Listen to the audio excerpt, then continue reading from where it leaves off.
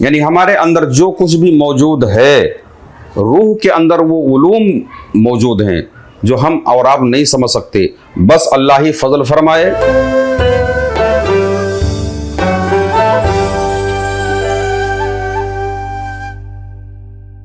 بسم اللہ الرحمن الرحیم۔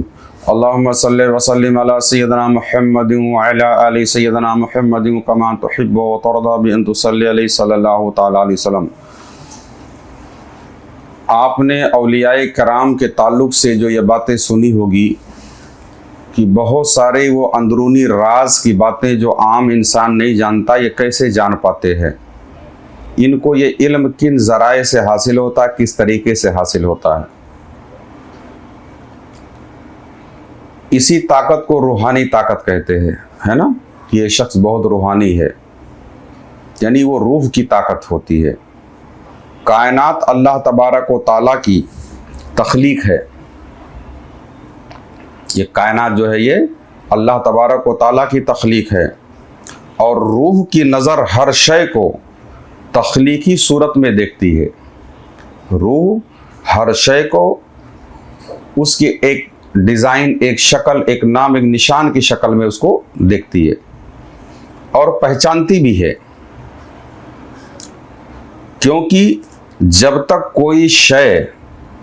کہ کوئی شے کوئی تخلیقی صورت اختیار کرتی ہے، جب تک کوئی شے کوئی تخلیقی صورت اختیار نہیں کرتی ہے، جب تک کوئی شے کوئی ڈیزائن، کوئی تخلیقی صورت اختیار نہیں کرتی ہے، تب تک کہ اس کی پہچان اور اس کا نام نہیں کر پاتی۔ بات سمجھ آ رہی ہے؟ یعنی روح جو ہے اس کائنات کے اندر جو کچھ بھی ہے اس کے نشان اور اس کے نام کے ساتھ اس کو جانتی اور پہچانتی ہے۔ اب روح ہے کیا، اسی کے تعلق سے احادیث کریمہ، فرمان الہی، بہت سارے اشارات اس طرف ہیں کہ روح کے علم کو تم یا روح کو تم نہیں جان سکتے، بہت قلیل علم رکھنے والے ہو، ہے نا۔ اللہ تبارک و تعالیٰ، چونکہ اس کی وجہ کیا ہے، چونکہ روح جو ہے کوئی عام چیز نہیں ہے، روح جو ہے یہ ہے امر ربی، اللہ کا حکم ہے، امر ہے، روح امر ربی ہے۔ انسان کی روح اللہ تعالیٰ کے امر کو، انسانی روح اللہ تعالیٰ کے امر کو سارے عالم میں پھیلانے والی ہے۔ بات سمجھ آ رہی ہے؟ پہلے روح خود امر کے تجلیوں کی ماہیت حاصل کرتی ہے، پہلے روح خود اللہ تعالیٰ کے امر کی تجلیوں کی ماہیت، خوبی اور احساس کو حاصل کرتی ہے۔ ایسے ہی جیسے کمپیوٹر میں پروگرام فٹ کیا جائے، کمپیوٹر کے اندر جو کچھ بھی نظر آتا ہے اس میں خود سے کچھ نہیں ہوتا، ایک پروگرام اس کے اندر ڈالا گیا ہوتا ہے۔ جیسے کمپیوٹر میں پروگرام فٹ کیا جائے تو مشین اس پروگرام کو تخلیقی صورت دے کر، مشین اس پروگرام کو تخلیقی صورت دے کر اسکرین پر نشر کر دیتی ہے، ظاہر کر دیتی ہے نا۔ جو پروگرام ڈالا جائے، مشین اس پروگرام کو ایک شکل میں متشکل کر کے ظاہر کر دیتی ہے، جو پروگرام کمپیوٹر کے اندر فٹ کیا گیا ہو، ہے نا۔ اور یہ پروگرام کن شکلوں میں ہوتا ہے، یہ تو کمپیوٹر والے بڑی آسانی سے سمجھتے ہیں، وہ محض نمبر اور الفاظ یعنی فارمولے کی شکل میں ہوتا ہے۔ سمجھ میں آ رہا ہے؟ کمپیوٹر کے اندر جو کچھ بھی فٹ کیا جاتا ہے وہ نمبر، کوڈ یعنی ایک فارمولے کی شکل میں موجود ہوتا ہے۔ اسی فارمولے کو کمپیوٹر کی اندرونی مشین، جو فارمولہ اس کے اندر فٹ ہے، کمپیوٹر کی اندرونی مشین تخلیقی صورت بخشتی ہے۔ جو کچھ اس کے اندر ڈالا گیا ہے کوڈ کی شکل میں، الفاظ کی شکل میں، جو فارمولہ ہے، تو کمپیوٹر کی اندرونی مشین اسی کو ایک تخلیقی صورت جو ہے، ہر کوڈ کی ایک اصل ہے نا، ہر راز کی ایک حقیقت ہے، تو جو کوڈ میں ڈالا گیا ہے اسی کو مشین ایک شکل جو اس کی اصل شکل ہے اس میں وہ پیش کر دیتی ہے۔ تب یہ صورت ڈیزائن، تب یہ صورت، شکل و صورت اسکرین پر ظاہر ہوتی ہے۔ बात समझ में आ रही है? जो कुछ भी स्क्रीन पे नज़र आता है वो सब कुछ कोड की शक्ल में होता है और कंप्यूटर की अंदरूनी मशीन उस फार्मूले को समझती है और उसको स्क्रीन पर नशर कर देती है, जो उस पर जाहिर हो जाती है शक्ल व सूरत की शक्ल में। इस तरह एक पूरी शय अपनी मुकम्मल शक्ल व सूरत पर या जो कुछ उसके अंदर फिट किया है उस पर स्क्रीन पर जाहिर हो जाता है। ये तो हमने आपको समझाने के लिए बताया। अब आगे समझिए। इसी तरह अल्लाह तबारक व तआला के जानिब से, इसी तरह अल्लाह तबारक व तआला के जानिब से जो तजल्लियाँ रूह पर नाजिल होती हैं, जो तजल्लियात जो है अस्मा की, ज़ात की, सिफ़ात की जो भी तजल्लियाँ जो कुछ होती हैं वो रूह इंसानी पर क्या होती हैं, वो नाजिल होती हैं। उसे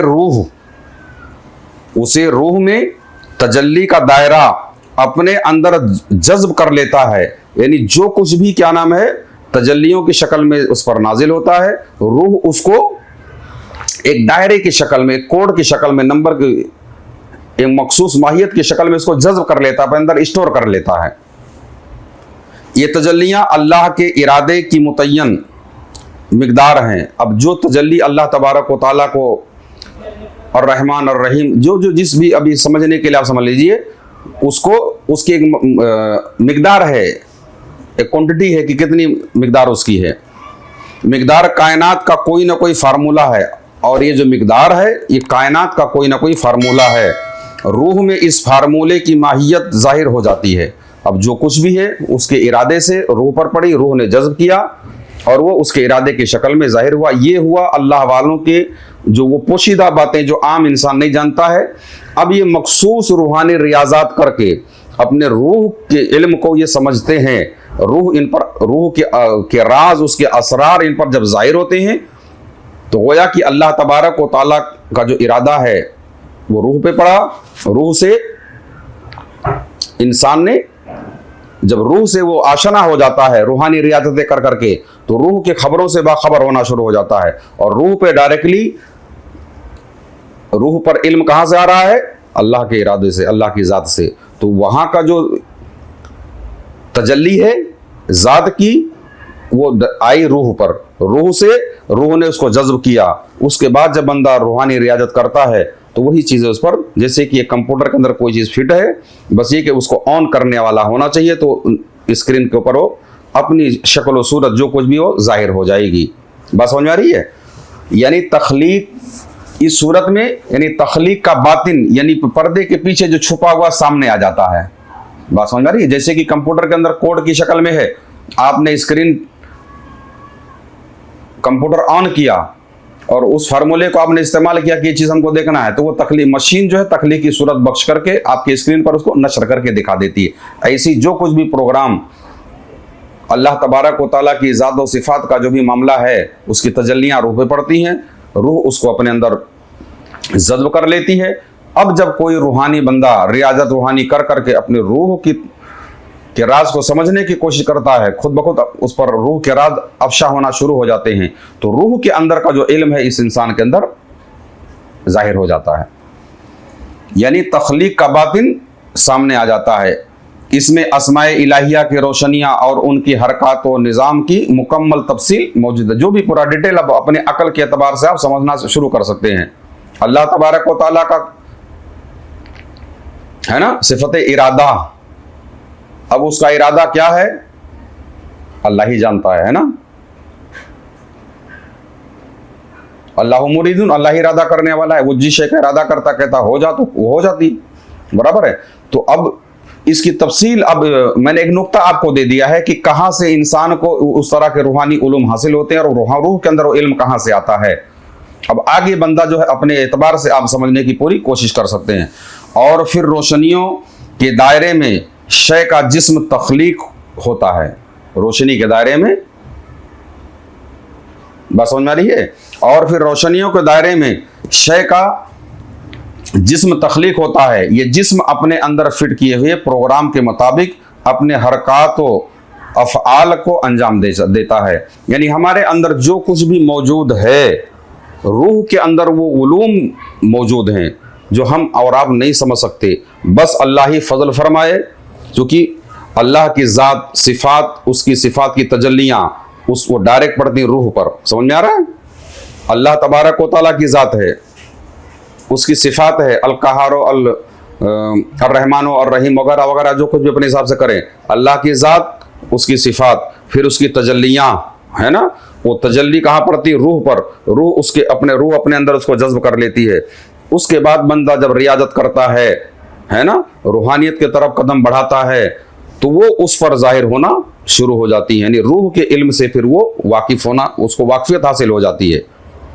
اسی لیے جو بندہ مراقبات کی دنیا میں جاتا ہے تو جو عجائبات اس پر جو ظاہر ہوتے ہیں وہ روح کے علم کا حصہ ہے. بات سمجھ رہا؟ تو یقیناً ہر ایک کو اپنی روحانیت کی تیزی کے لیے, روحانیت کے پاور کو بڑھانے کے لیے جو بھی اس کے مشائخین, ان کے پیر صاحب یا روحانی جو استاد ہیں, جو ان کو تعلیم کرے وہ روحانی ریاضت ان کو کرنا چاہیے, تاکہ اللہ تبارک و تعالیٰ کی رحمت کے دروازے آپ پر کھول دیے جائیں اور آپ حقیقت سے آشنا ہو جائیں. اللہ تبارک و تعالیٰ کی بارگاہ میں دعا ہے مولا کریم ان تمام پرفیض علوم کو اپنے پیارے حبیب محمد مصطفیٰ صلی اللہ تعالیٰ علیہ وسلم کے طفیل ہم پر ظاہر فرمائے. اور اس میں یاد رکھنے کی چیز یہ ہے کہ جب سالک ابتدائی دور میں یہ ریاضتیں شروع کرتا ہے, اس پر روح کا علم اس کے دماغ پر ہے نا, اس کے شعور کے پردے پہ جب آنا شروع ہوتا ہے تو اس نے کہہ دیا کہ یہ ایسا ہو سکتا ہے نا. ایک مثال ہے, لو کل بارش ہوگی, تو یہ خود سے کچھ نہیں بول رہا, یہ خود سے, یہ پہلے یہ چیز اللہ کا ارادہ ہو چکی ہوتی, وہ ارادہ ہمارے روح کے اندر چھپا ہوا ہے. اس روح کا علم جب ہمارے شعور کو کیا نام ہے بیدار کرتا ہے, ہم وہ ریاضت کر کے, تو وہی کیا نام روح کا عکس ہمارے شعور کو آتا ہے اور وہ شعور پھر ہمارے کلام کے ذریعے ظاہر ہونا شروع ہو جاتا ہے. یہی ہے وہ چیزیں, وہ راز جو سمجھانے کی چیز تھی.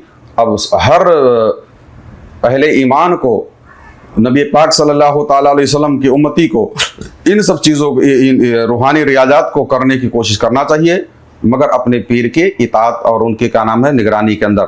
بہت سارے سالکین راہ میں آ کے بھٹک جاتے ہیں, چونکہ ہر قدم پر ہوتی ہے پیر کی ضرورت. روحانیت کی جو آپ لائن کا جو منزل طے کیا ہوا ہوتا ہے, تاکہ ان راستوں کی دشوار کن باتوں سے آپ کو بچا سکے.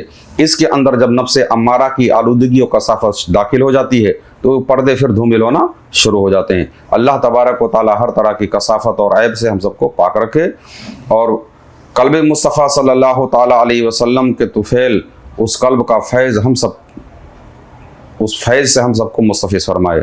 آمین ثم آمین برحمتک یا ارحم الراحمین. اگر آپ بھی کچھ روحانی خدمت کرنا چاہتے ہیں تو اس چینل کو سبسکرائب کریں اور اس کا لنک بھی شیئر کریں.